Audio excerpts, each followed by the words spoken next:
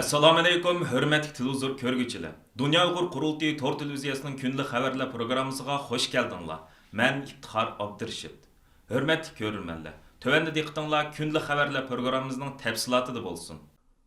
Dünya Uyghur Qurultayı 18 iyun günü Germaniyanın München şəhərindəki Qashqar restoranda murosima o'tkazib, mustabid Xitoyning Sharq Turkiston ta'sis qilgan jazo lagerlarini, Uyg'urlarga yurgizayotgan majburiy emgak tuzumi va irqiy qirg'inchilikni dunyoga pash qilishda intayin muhim rol o'ynagan va bu sababdan Xitoyning birinchi nomorliq dushmaniga aylangan markazi Washingtondagi kommunizm qurbonlari xotir fondining tadqiqotchisi doktor Adrian Tens apandimga butun Sharq Turkiston xalqi nomidan qayta minnatdorlik bildirib sharafnoma taqdim qilindi. Tuqqan yo'qlash uchun ana yurti Germaniyaga yetib kelgan Adrian Tens apandim 18 iyun kuni oilasi bilan birga oldi bilan Dunyo Uyg'ur qurultayining München shahridagi markaziy ishxonasini ziyorat qilib, qurultay raisi Dolqon Aysa, qurultayning muavin raisi Farhod Yo'rinqash, qurultay ijroiya komitetining muavin raisi Turg'unjon Alovdin, qurultay fondining raisi Abdujalil Ahmad, qurultayning bayonotchisi va qurultay ayollar komitetining mudiri Zumratay Erkin, qurultay yoshlar komitetining mudiri Erkin Zunun va qurultayning markazdagi boshqa xizmatchi xodimlari bilan qizg'in suhbat elib bordi.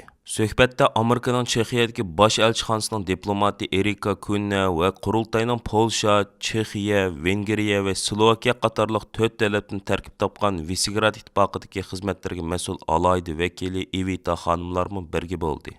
Dolqun Aysa apandim suhbat qilgan so'zida Adrian Tens apandimning tirishchanligi natijasida oxirgi qitim e'lon qilingan Xinjiang soqchi hujjatlarining Birlashgan Davlatlar Tashkilotiga, Yevropa ittifoqiga va G'arb davlatlarining hukumat va parlamentlariga bevosita ta'sir ko'rsatganligini, navbatda chaqirilayotgan Birlashgan Davlatlar Tashkiloti kishilik huquq oliy kengashining 50 navbatlik yig'indimi Xinjiang soqchi hujjatlarining ko'plagan davlatlarning BDTdagi elchilari tarafidan tilga ilinganligini, bu hujjat asosida 47 davlatning Xitoyning Sharq Turkiston yurgizayotgan jinoiy qilmishlarini ayblab BDT yig'inida birlashma bayonot e'lon qilganligini, hatto Xinjiang soqchi hujjatlarining Germaniya hukumatining Xitoyga bo'lgan pozitsiyasiga bevosita ta'sir ko'rsatib, Germaniya hukumatining Uyg'ur majburiy amkiga chetishlik mahsulotlarining Germaniya bozorlariga kirishning oldini olish va Uyg'ur majburiy amkiga sherik bo'layotgan Germaniya shirkatlari qarshi ba'zi cheklash tadbirlarini yo'l qo'yish uchun ba'zi siyosatlarni bekitib chiqishga sababchi bo'lganligini eskartib o'tdi.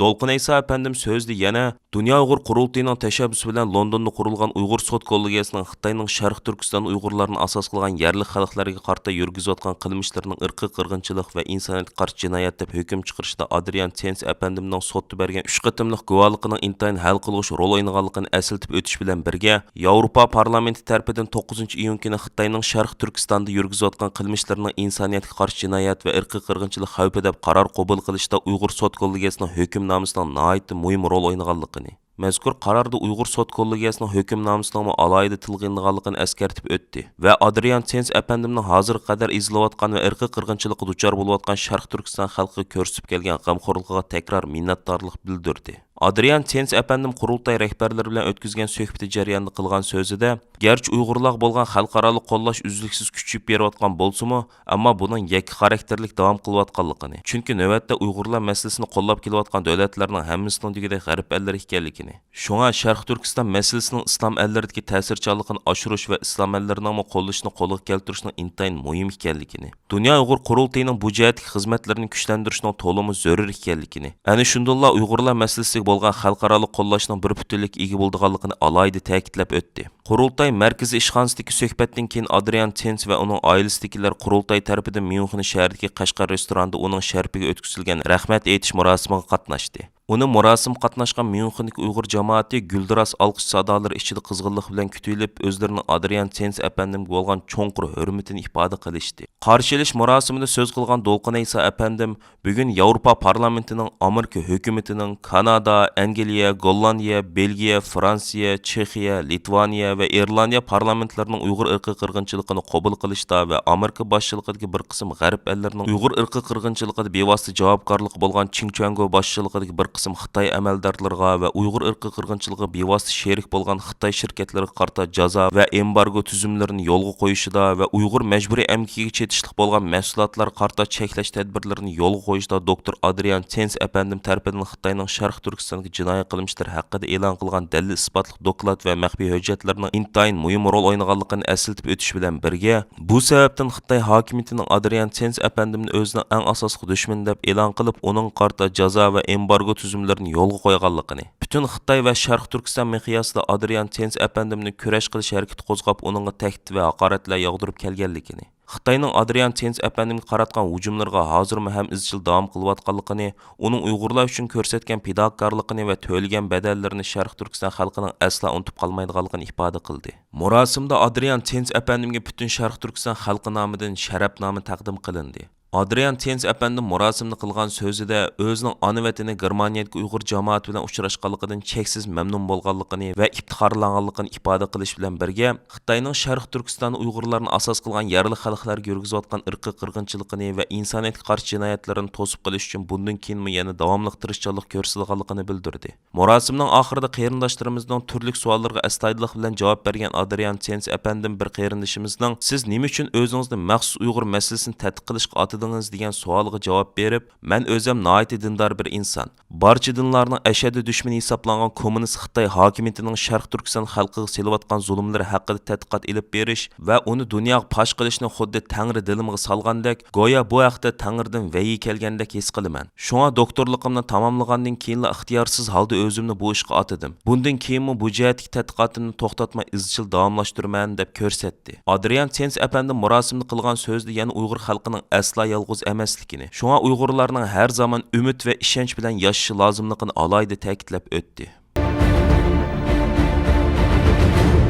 Aziz ko'rurmanlar, tövəndə Dünya Uyğur Qurultayının 5 iyul Ürümçi qırğınçılığının 13 yıllıqını bütün dünya miqyasida keng ko'lamda xotirlash haqida chaqiriqnomasining to'liq tekstini diqqatingizga taqdim qilamiz. 5 iyul Ürümçi qırğınçılığının 13 yilliqi yetib kelish oldida turmoqda. Sizlarga ma'lum bo'lgandek 2009 yil yuz bergan 5 iyul Ürümçi qırğınçılığı Sharq Turkistonning yaqinqi zaman tarixidagi eng zo'r qonli hodisalarning biridan iborat. Shu kuni boshlangan irqiy qirg'inchilikdan buyon o'z xalqining milliy va inson haq-huquqlarini talab qilguvchi minglagan beguna Uyg'ur mustabid Xitoy hokimiyati va bu hokimiyat cho'moqchilari hisoblangan fashist Xitoy ko'chmanlar tarafidan vahshiylarcha o'ltirildi. Milyonlagan beguna Uyg'ur tutqun qilinib, qorong'u zindonlarga va jazo lagerlariga va majburiy emgak maydonlariga mahkum qilindi. Bo'libmi keyingi yillardan buyon mustabid Xitoy hokimiyatining Uyg'urlarning milliy kimligini butunlay yo'qotish maqsadida ilib berayotgan irqiy qirg'inchilik jinoyat qilmishlari yuqori pallaga chiqdi. Butun Sharq Turkiston zemini haqiqiy bir ustuchiq nasistlarning jazo lageriga aylandi. Milyonlagan beguna qarindoshlarimiz Xitoyning zindonlarida va jazo lagerlarida jon talashmoqda. Zindonlardan va nasist lagerlardan har kundagidek shahid xabarlar kelmekte. Qonga bo'yalgan Sharq Turkiston ziminda bugun xalqimizning ahuzori va dod faryotlari yurakni larziga salmoqda.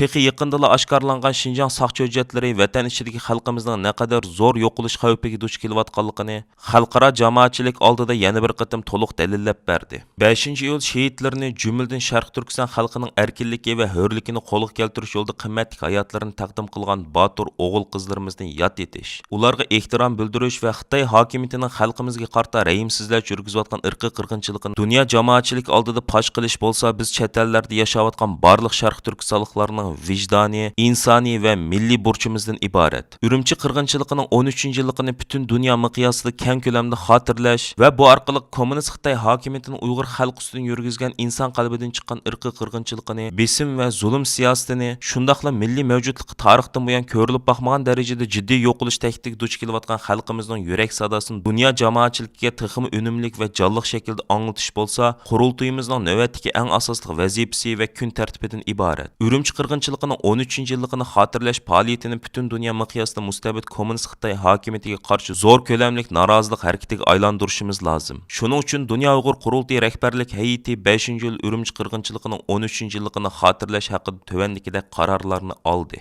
1. Yaqında oshkorlangan va xalqaroda intayin zo'r ta'sir qo'zg'agan Xinjiang soqchi hujjatlari bu qitimqi Ürümçi qirg'inchiligining 13-yilligini xotirlash faoliyatining asosli shuari va yetakchi ideyasi qilindi. Bu sababdan Xinjiang soqchi hujjatlaridan o'rin olgan ichinishli ko'rinishlar Dunyo Uyg'ur Qurultiyi tarafidan maxsus digitallashtirildi. Har qaysi ellarda elib beriladigan norozilik va xotirlash faoliyatlarida bu ko'rinishlarni bir tutash holda qo'llanish uchun qurultiyimiz tashkilotlarimizni va siyosiy faoliyatchilarimizni digitallashtirilgan bu o'lchamli ko'rinishlar bilan ta'minlaydi. İkinci, Ürümçi qırğınçılığının 13. yıllık münasibeti bilen Şinjan Saqçı hüccetleri asaslı BDT kişilik hukuk komitetiga, Avrupa İttifaqı ve Avrupa Parlamentiga ve Amerika başçılıqdagi G'arb ellerinin hökumət ve parlamentlarga, şundaqla her qaysı xalqaralıq kişilik hukuk teşkilatlarga Dünya Uyghur Qurultayı nomidan Xitayning Uyg'urlar qarta yurgizayotgan irqiy qirg'inchiligi, zulm ve besim siyosati pash qilingan mazmunda norozilik maktubi yo'llandi. Har qaysi ellarda faoliyat ilib berayotgan tashkilotlarimiz ve siyosiy faoliyatchilarimizning qurultayimiz tarafidan bu vaqtda hozirlangan bayonot ve norozilik maktubini bir tutash holda qo'llanishini umid qilamiz. 3. Har qaysi ellarda faoliyat ilib berayotgan tashkilotlarimiz ve siyosiy faoliyatchilarimizning qurultayimiz tarafidan bir tutash holda hozirlangan norozilik maktubi asosida Ürümçi qirg'inchiligining 13. yillik munosabati bilan o'zlari turishliq davlatlarning hukumat ve parlamentlarga, shundaqla o'zlari turishliq davlatlarda faoliyat ilib berayotgan har qaysi kishilik huquq tashkilotlari ve ommaviy tashkilotlarga mustabid Xitoy hokimiyatining xalqimiz ustidan yurgizayotgan irqiy qirg'inchiliklari pash qilingan norozilik maktubi yo'llashini iltimos qilamiz. 4.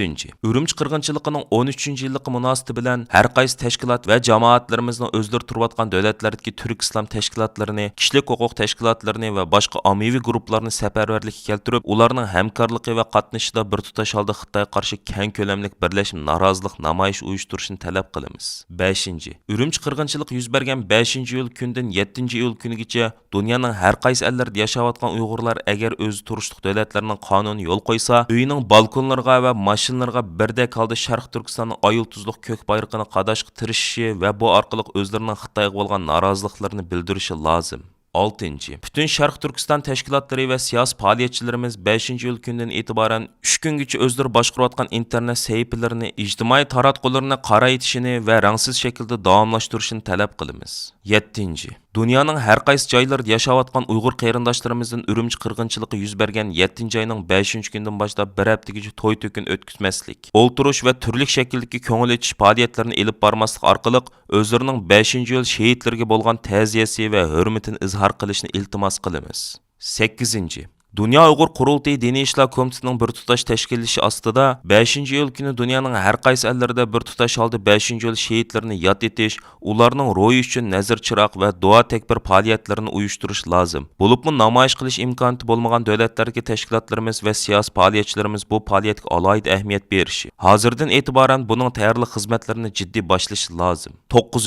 Dünya Uyghur Qurultayı markaziy organi va Dünya Uyghur Qurultayı tarkibidagi tashkilotlar o'zlari bilan yaqin munosabatda bo'lgan chet ellik jurnalist va muxbirlarni safarbarlikka keltirib, 5. yil Ürümçi qirg'inchiligining 13. yillik munosabati bilan asosli chet el matbuotlarining maxsus xabar maqolalar va obzorlarning e'lon qilinishini qo'lga keltirish. Hozirdan boshlab ularni turli material manbalari bilan ta'minlashga kafolatlik qilish lozim.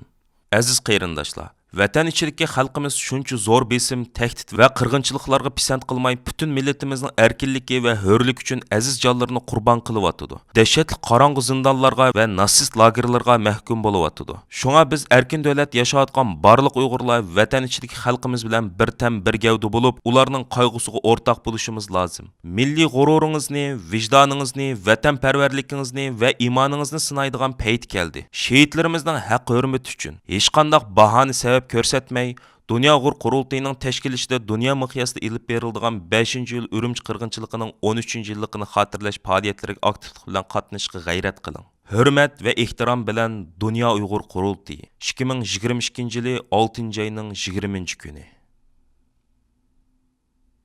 Aziz ko'rmanlar, yuqorida diqqatingizga Dünya Uyghur Qurultayı to'r televiziyasining kunlik xabarlar programmasini sundik. Keyin qitimliq sonimizda ko'rishaylik. Aman bo'lgaysizlar. Stansimizning YouTube kanaliga a'zo bo'lishni unutmang. Xayr xo'sh.